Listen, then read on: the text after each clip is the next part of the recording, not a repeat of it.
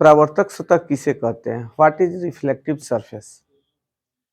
आप देखना शुरू कर चुके हैं यूनिक ऑनलाइन क्लासेज के तीसरे पार्ट रिफ्लेक्शन ऑफ लाइट के तीसरे पार्ट में आप सभी व्यूअर का स्वागत है, वेलकम है। आइए हम लोग जानेंगे परावर्तक सतह किसे कहते हैं, व्हाट इज रिफ्लेक्टिव सरफेस। देखिए, जैसा कि आप जानते हैं कि कोई माध्यम का एक सतह हो, ठीक है, कोई भी माध्यम हो, उस माध्यम का एक सतह हो और उस सतह पे जब लाइट आए और पड़ जाए और लाइट आने के पश्चात, पड़ने के पश्चात फिर वह परावर्तित हो जाए, तो इस सतह को हम परावर्तक सतह कहेंगे। डिफिनीशन की चर्चा हम लोग थोड़ी देर बाद करेंगे, लेकिन पहले आमतौर पे जानिए कि एक कोई सतह है, ठीक है, उस सतह पे यदि लाइट आई और पड़ी, पड़ने के पश्चात फिर वह परावर्तित हो गई, तो इस सतह को हम लोग परावर्तक सतह कहते हैं। ठीक है, थोड़ा सा हम और इस पर चर्चा करेंगे। इसको पड़ने को हम लोग आपतन कहते हैं। जब लाइट किसी सतह पे पड़ती है तो उसको आपतन बोलते हैं, ठीक है, और परावर्तित होती है तो उसको परावर्तन बोलते हैं। फिर हम आपसे जानना चाहेंगे इस सतह का नाम आपतन सतह या आपतक सतह क्यों नहीं है? इसको आपतक सतह या आपतन सतह भी कह सकते हैं। तो सोचने में आएगा, आप भी सोच सकते हैं कि किसी का नाम जो रख दिया जाता है वह रहता है। बहुत हद तक आमतौर पे सही भी है आपका जवाब, लेकिन आप कह सकते हैं कि किसी का नाम रखा भी जाता है तो आमतौर पे देखा जाता है कि उसके नेचर के अनुसार रखा जाता है।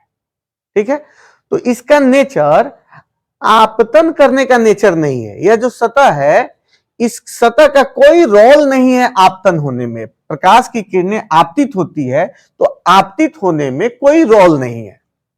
ठीक है, इस सतह का रोल क्या है, यह क्या करती है? तो यह परावर्तित करती है, यानी यह परावर्तन करने का काम करती है, आपतन करने का काम नहीं करती है। आपतन होगा जब सन हो या कोई भी प्रकाशीय स्रोत हो, तो उस स्रोत से जब प्रकाश की किरणें आएंगी वह स्वतः आएंगी, पड़ेंगी, इसमें इस परावर्तक सतह का कोई रोल नहीं है। लेकिन यह सतह जो है प्रकाश को परावर्तित कर रही है, तो यह परावर्तित करने का काम कर रही है, इसलिए इस सतह को हम लोग परावर्तक सतह कहते हैं। बात क्लियर हो रही है? आइए डिफिनीशन के माध्यम से अगर हम लोग कहें तो कहेंगे किसी माध्यम की चिकनी एवं चमकीली सतह, किसी माध्यम की चिकनी एवं चमकीली सतह जिस पर प्रकाश की किरणें आके आपतित होती है और आपतन के पश्चात पुनः परावर्तित होती है, ठीक है, उसी माध्यम में लौट जाती है। परावर्तित का मतलब है उसी माध्यम में लौट जाती है, तो इस सतह को हम लोग परावर्तक सतह कहेंगे। डिफिनीशन बहुत ज्यादा मायने नहीं रखता है, मायने रखता है कि कंसेप्ट आपको कितना क्लियर हो रहा है। मूल रूप से कंसेप्ट क्लियर है तो डिफिनीशन कहीं से भी हम ले सकते हैं, समझ सकते हैं, और अपनी समझ से जो आप लिखेंगे वह आपका डिफिनीशन होगा। आपतित किरण क्या है, अब हम लोग जानेंगे आपतित किरण किसे कहते हैं, व्हाट इज इंसिडेंट रे। ठीक है, व्हाट इज इंसिडेंट रे, यानी आपतित किरण क्या है। ठीक है, तो किसी प्रकाशीय स्रोत से आने वाली किरण जब आती है और परावर्तक सतह पे पड़ती है, ठीक है, और पड़ने के पश्चात परावर्तन होता है, तो यह जो प्रकाश की किरणें आ रही है और इस पर पड़ी, इसी किरण को हम लोग आपतित किरण कहेंगे।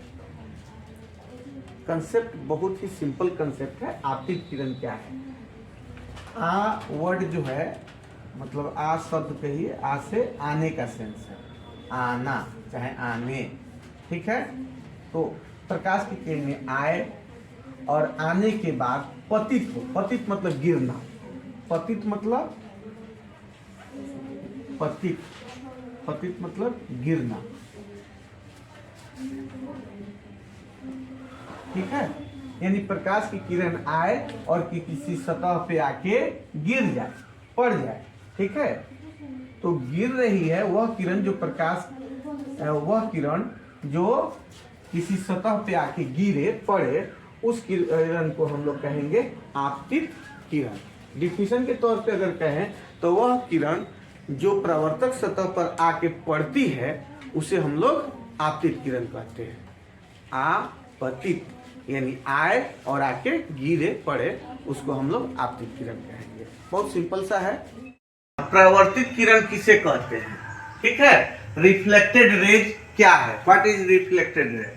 वह किरण जो आपतन के पश्चात, ठीक है, वह किरण जो आपतन के पश्चात पूर्व माध्यम में लौट जाती है, उस किरण को हम परावर्तित किरण कहते हैं। अर्थात आप देखिए इस डिफिनेशन से स्पष्ट हो रहा है, वह किरण जो पूर्व माध्यम में आपतन के पश्चात, यानी यहाँ पे आपतित हुई है और आपतन के पश्चात पूर्व माध्यम में लौट जाती है, ठीक है, यहाँ लौट रही है, तो इस किरण को हम लोग रिफ्लेक्टेड रेज कहते हैं। ठीक है, और यह किरण आपतित किरण हो गई और यह किरण परावर्तित किरण। फिर से चर्चा करते हैं, वह किरण जो आपतन के पश्चात पूर्व माध्यम में लौट जाती है, उस किरण को परावर्तित किरण या रिफ्लेक्टेड रेज कहते हैं।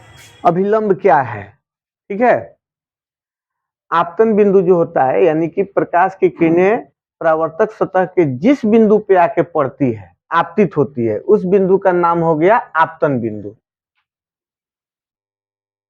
ठीक है, आपतन बिंदु, इस बिंदु का नाम हो गया आपतन बिंदु। तो आपतन बिंदु पर जब हम इस सतह से होते हुए 90 डिग्री का कोण बनाते हुए, यानी कि लंब डालते हैं, इस लंब को ही हम अभिलंब कहते हैं।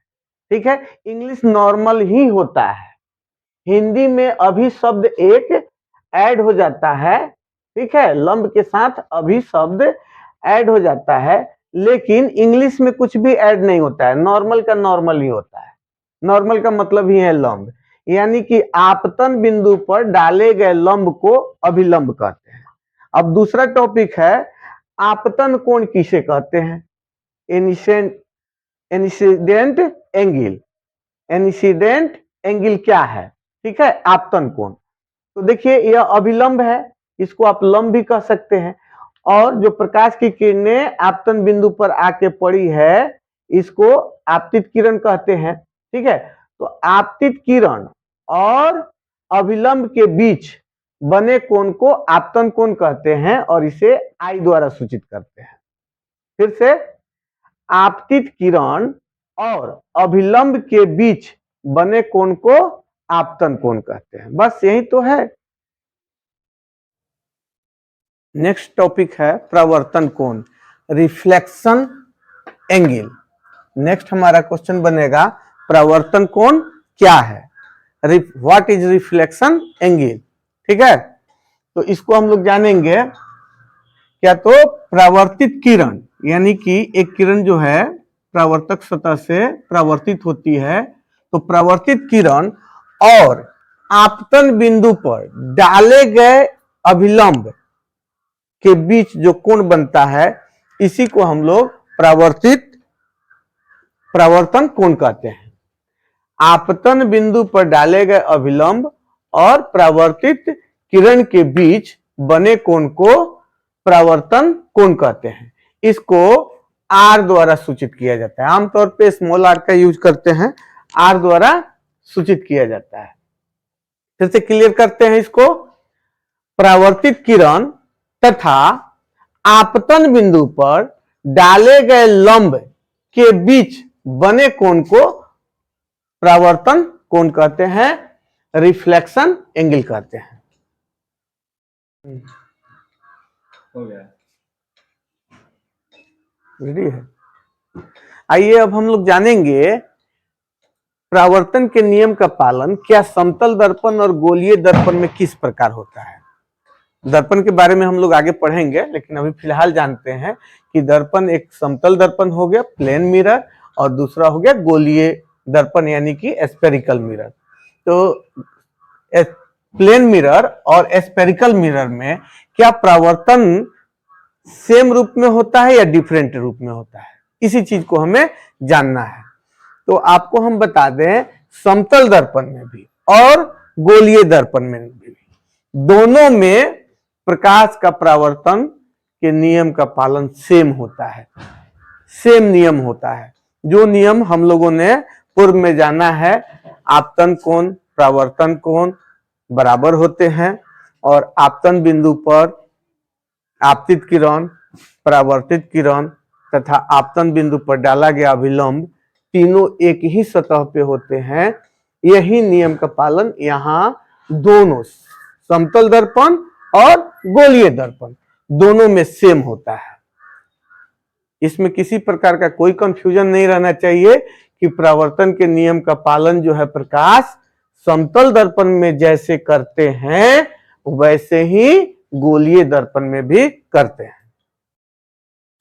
आइए हम लोग अब तक जो पढ़े हैं, जाने हैं, उसको शॉर्ट में रिवीजन करते हैं और हमको उम्मीद है कि बड़ी आसानी से, अब तक आप नहीं भी समझ पाए होंगे तो अब जो है क्लियरली बड़ी आसानी से समझ पाएंगे। ठीक है, देखिए प्रकाश की किरणें जिस सतह पे आके पड़ती है और पड़ने के बाद परावर्तित होती है, इस सतह को हम लोग परावर्तक सतह कहते हैं। इस सतह को क्या बोलते हैं? परावर्तक सतह। यानी जो सतह प्रकाश का परावर्तन कर रही है उस सतह को हम लोग परावर्तक सतह कहेंगे। आज जो प्रकाश की किरणें आके पड़ रही है, आपतित हो रही है, इस किरण को आपतित किरण, जो किरण परावर्तित हो रही है इस किरण को परावर्तित किरण, और एक अभिलंब डाला गया है तो आपतित किरण और अभिलंब के बीच में, यानी इन दोनों के बीचवा में जो कोण बना है उसको आपतन कोण कहेंगे, और परावर्तित किरण तथा अभिलंब के बीच में जो कोण बना है इसको हम लोग परावर्तन कोण कहेंगे। ठीक है, क्लियर है? अब नॉर्मल ठेठ भाषा में कहिए तो जो दर्पण है नु मिरर है उसको परावर्तक सतह कहेंगे, और जो प्रकाश की किरण आके पड़ता ओके आपतित किरण कहेंगे, आप पड़ला के बाद जो जाता ओकरा के परावर्तित किरण कहेंगे, जौना के लंब डलले हई उसको हम लोग अभिलंब कहेंगे। यही तो बात है, आपतित किरण और अभिलंब के बीचवा में जो कोण बनल है आपतन कोण, आप परावर्तित किरण और अभिलंब के बीच जो कोण बना है वह परावर्तन कोण, यानी परावर्तित किरण से बना कोण परावर्तन कोण, आपतित किरण से बना कोण आपतन कोण। बस इतना ही तो है, नॉर्मल है। प्रतिबिंब क्या है या प्रकाशीय प्रतिबिंब क्या है, दोनों एक ही टॉपिक है। प्रतिबिंब क्या है या प्रकाशीय प्रतिबिंब क्या है? तो जब किसी पिंड से निकली हुई किरण पुंज परावर्तन के पश्चात दूसरे बिंदु पर मिलती है या मिलती हुई प्रतीत होती है। ठीक है, जब किसी पिंड से निकली हुई किरण पुंज दूसरे बिंदु पर मिलती है या मिलती हुई प्रतीत होती है तो इस बिंदु को मूल बिंदु का इमेज कहते हैं, यानी कि प्रतिबिंब कहते हैं, प्रकाशीय प्रतिबिंब कहते हैं। क्लियर है कि कोई वस्तु है, मान लीजिए यहाँ एक वस्तु है, इस वस्तु से प्रकाश की किरण निकली, ठीक है, और परावर्तित हो रही है, यहाँ से कई किरणें निकली और परावर्तन के पश्चात, ठीक है, जिस बिंदु पे जैसे यहाँ परावर्तन होगा, ठीक, यहाँ ऐसे भी परावर्तन होगा, तो यह परावर्तन के पश्चात जिस बिंदु पर मिलेगी या मिलती हुई प्रतीत होगी, ठीक है, तो इसे हम कहेंगे, इस मूल बिंदु का, यहाँ के बिंदु का इमेज कहेंगे, ठीक है, यानी कि प्रतिबिंब कहेंगे। यही छोटा सा नॉर्मल टॉपिक है, प्रतिबिंब क्या है। अब इसके बाद हम लोग जानेंगे प्रतिबिंब कितने प्रकार के होते हैं, ठीक है, इसको हम क्लियर कर लेते हैं। इसके बाद आपको बताएंगे कि प्रतिबिंब कितने प्रकार के होते हैं। प्रतिबिंब मूल रूप से दो प्रकार के होते हैं, एक वास्तविक प्रतिबिंब और दूसरा होता है काल्पनिक प्रतिबिंब।